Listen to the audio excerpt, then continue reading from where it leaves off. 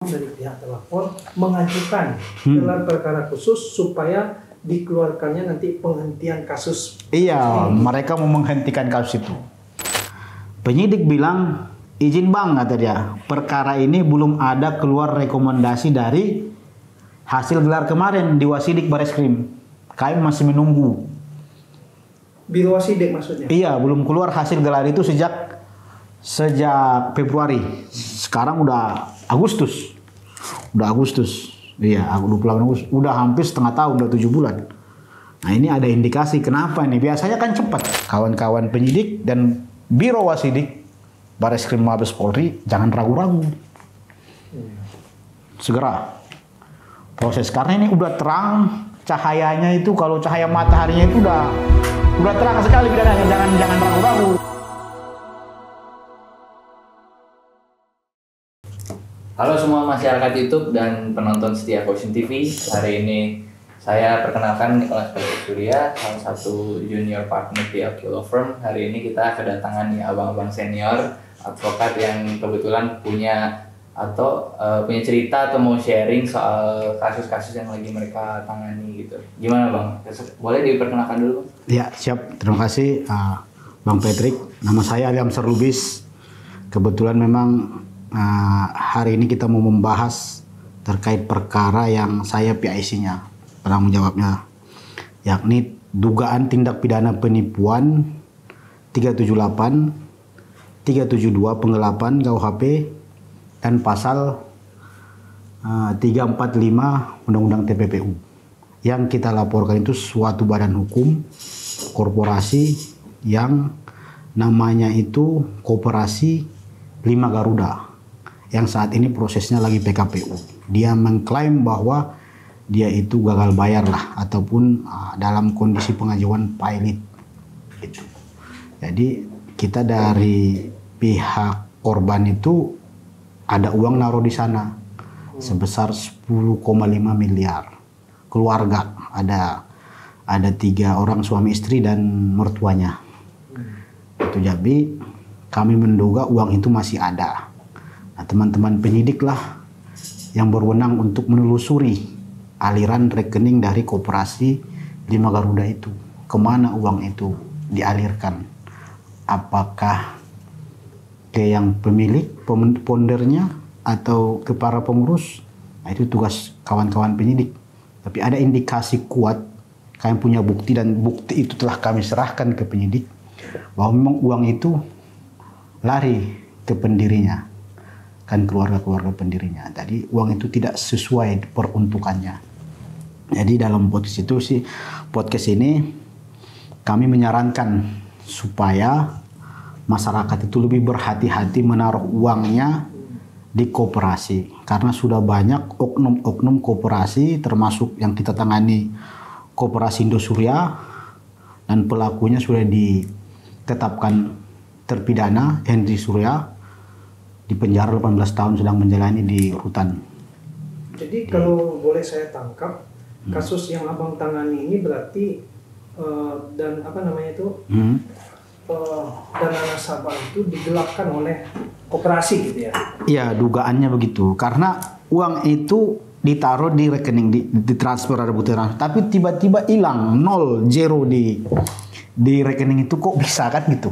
Dari pihak koperasi apa bang? Kenapa kok bisa hilang seperti itu uangnya? Alasannya ya, seperti apa? Alasan dia dalam media cetak yang kita baca itu bahwa uang itu mengalami gagal bayar. Jadi uang itu alasannya diputar juga ke nasabah yang lain, dipinjamkan. Cuma gara-gara COVID, nasabah yang lain pun nggak bayar, nggak ada yang mau bayar katanya. Jadi uangnya nggak gerak, itu alasan dia. Cuma kami nggak mau langsung percaya. Udah konfirmasi dari pihak koperasinya? Nah, koperasinya ini sebetulnya udah pernah dilaporkan juga, dan sudah terbukti pengurusnya itu Pak Surahmat Sunjoto itu memang terpidana di Bekasi, udah dipidana, cuma pakai pasal 378 penipuan. Makanya kami LP-kan lagi pasal TPPU yang ancamannya 20 tahun biar sekalian. Berarti kalau boleh tahu nih bang, kasusnya semenjak LP ini sudah pada proses apa bang sekarang? Oh, sekarang kami buka LP itu di tahun 2022. Sudah banyak yang diperiksa. termasuk koperasi, orang-orang kuratornya semuanya. Jadi di 2021 sudah naik sidik. Sudah ditemukan suatu peristiwa pidana dalam perkara ini yang kami laporkan. LP-nya mohon maaf tahun 2022. 22. Naik sidik. 2023 naik sidik. Oh, sorry. naik sidik 2023 naik sidik. Jadi penyidik Polda Metro Jaya yakni Subdit Pismondep di unit 5 telah menaikkan statusnya ke tahap penyidikan.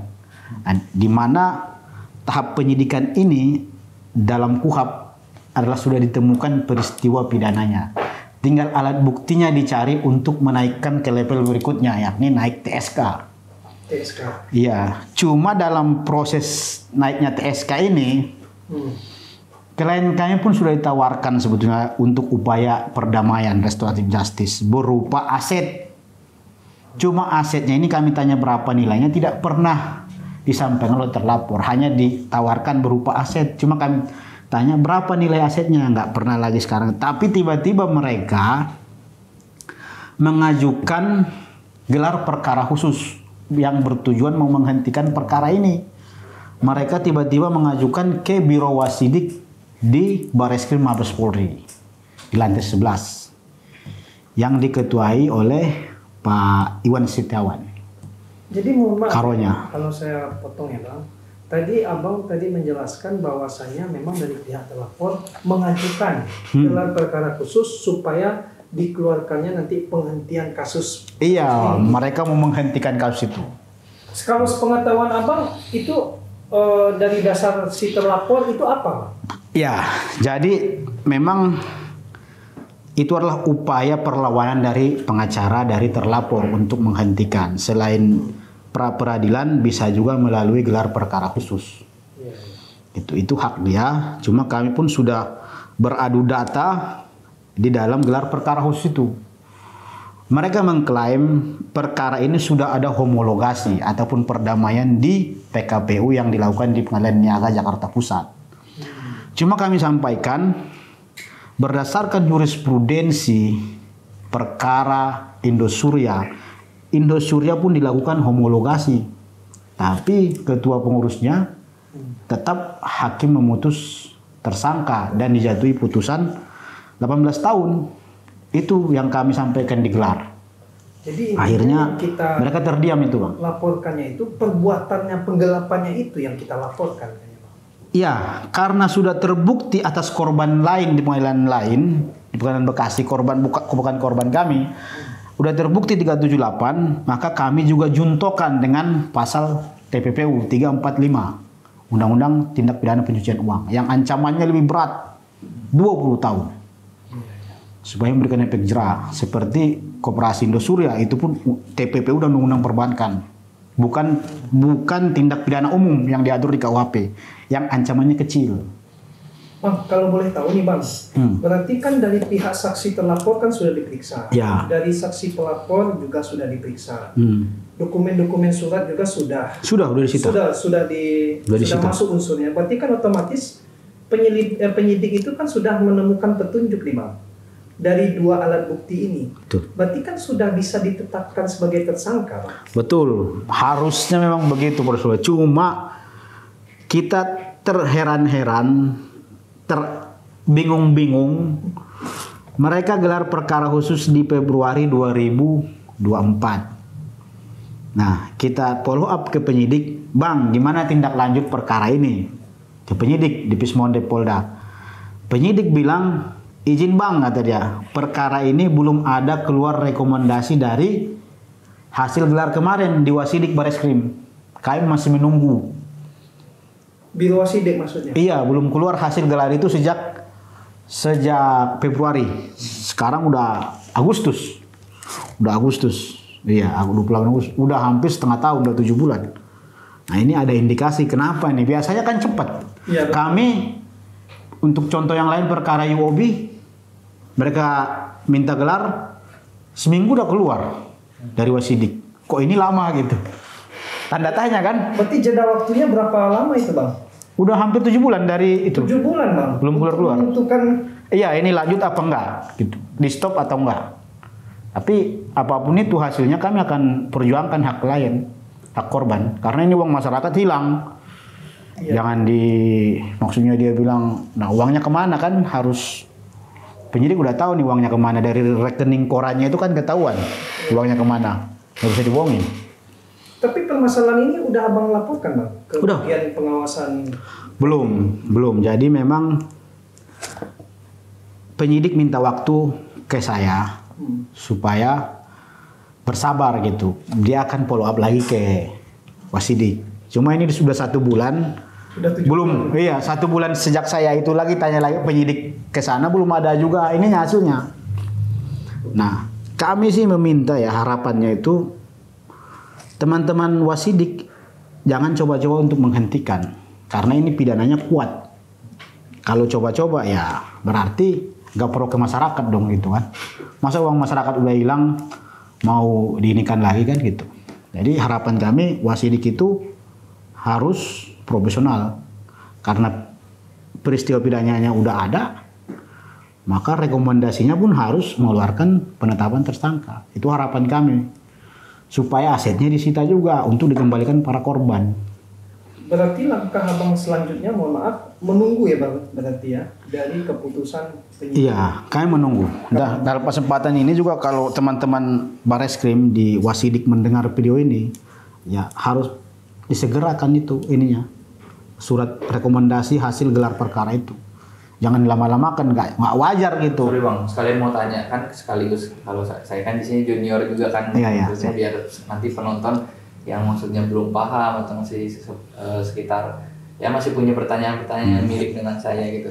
Ini tadi agak skip juga bang. Kalau misalnya tadi yang dimintakan kepada Wasidik itu berarti minta follow up gelar perkara khususnya itu kan, makanya maksudnya gelar perkara atau sementara kan saya juga sekalian mau tanya juga bang, kalau misalnya gelar perkara itu, maksudnya gelar perkara khusus itu yang dimohonkan oleh pihak terlapor ya berarti itu boleh ya diajukan sebelum adanya gelar perkara dari pihak penyidik gitu, atau gimana bang prosesnya? Jadi memang gelar perkara khusus itu adalah wewenang dari Biro Pengawas atau Biro Wasidik. Sementara gelar perkara itu berbeda dengan gelar perkara khusus. Gelar perkara itu adalah dilakukan oleh penyidik yang berwenang, internal mereka dengan atasan-atasan mereka, yakni Pismondep. Mereka lah yang melakukan gelar, apakah ini naik sidik atau naik TSK.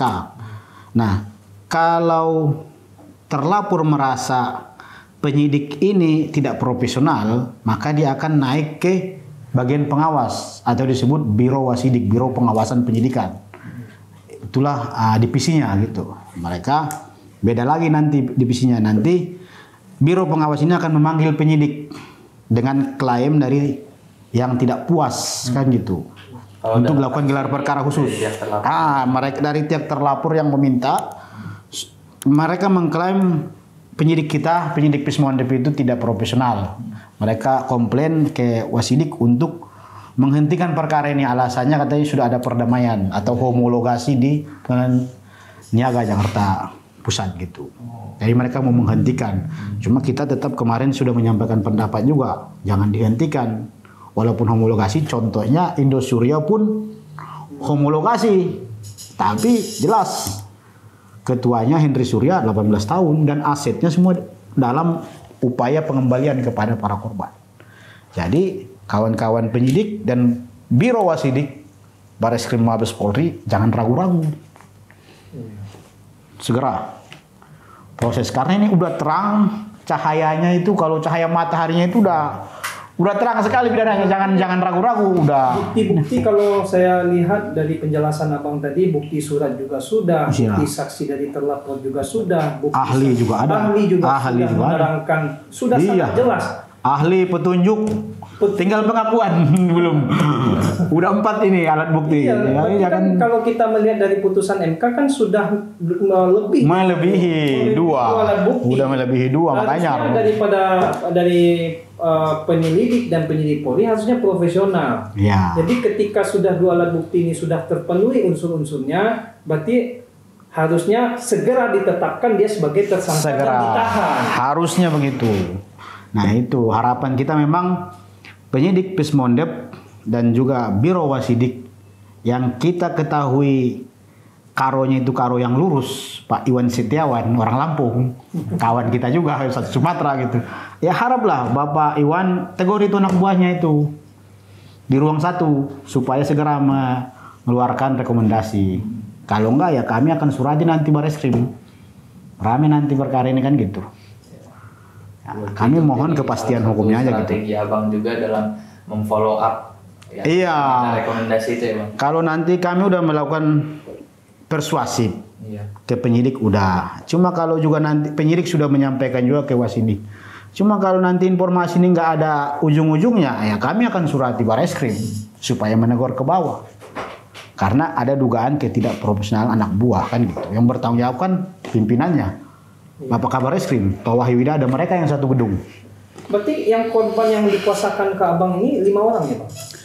Ada 3 orang. 3 orang ya? 3 orang. Berarti suami istri dan mertua. Di luar dari itu banyak berapa? Masih banyak korban yang tidak melapor. Jadi pasrah begitu ya? Pasrah, mungkin udah habis uang. Padahal ini kan uang tabungan mereka yang mereka harapkan di masa tua nanti kan. Tabungan mereka ditaruh di koperasi untuk diinvestasikan. Gitu. Mungkin Bang ada pesan-pesan mungkin yang ingin Abang sampaikan kepada Kapolri, Ketua Biro Wasidik. Mungkin ada pesan-pesan yang ingin Abang sampaikan? Ya pesan-pesannya sih Bang, harapan saya sebagai pelapor ya mohon diberikan kepastian hukum aja. Berikan kepastian hukum dan mohon keprofesionalannya. Masa udah 7 bulan gak ada keluar rekomendasi dari Wasidik. Kami perkara lain cepat, seminggu udah keluar hasilnya. Ada apa kan ini? Apa mereka lupa itu? Ya, iya, jangan nanti kami berprasangka buruk kan gitu. Perkara lain cepet gitu kan? Ya ini gitu. Juga saya pernah berpesan, makanya saya pesan kepada Bapak Kapolri ini ada contoh kasus ya. Karena masa dari buat laporan tahun 2022 naik SPDP saja memakan waktu 1 tahun. Disinilah kita sebagai pengacara itu nggak ada kepastian waktu nih. Bagaimana kita mengawasi, memonitoring kinerja oknum-oknum penyelidik ini kalau tidak ada kepastian waktu untuk itu?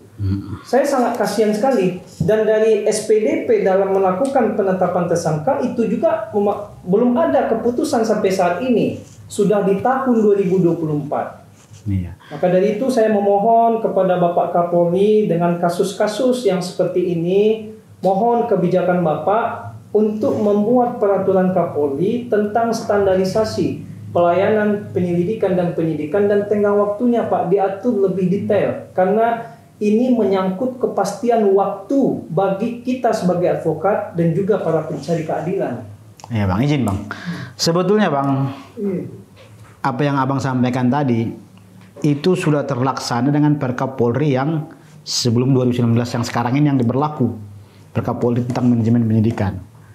Cuma sejak 2019 pasal itu dihilangkan. Dulu ada perkara ringan waktunya ke penyidik 30 hari. Yang biasa 60 hari, yang agak berat 90 hari. Cuma itu dihilangkan. Itu harusnya itu dikembalikan lagi. Harusnya itu dikembalikan lagi oleh Bapak Kapolri gitu. 2018 itu masih terjadi Bang, masih ada kepastian waktu. Sejak Permen Perkapolri itu yang 6 tahun 2019 ya Bang. Itu dihilangkan di pasal 30 itu ada. Gitu Bang. Tapi harapan saya lebih detail lagi kalau memang nanti buat Kapolri membuat kebijakan.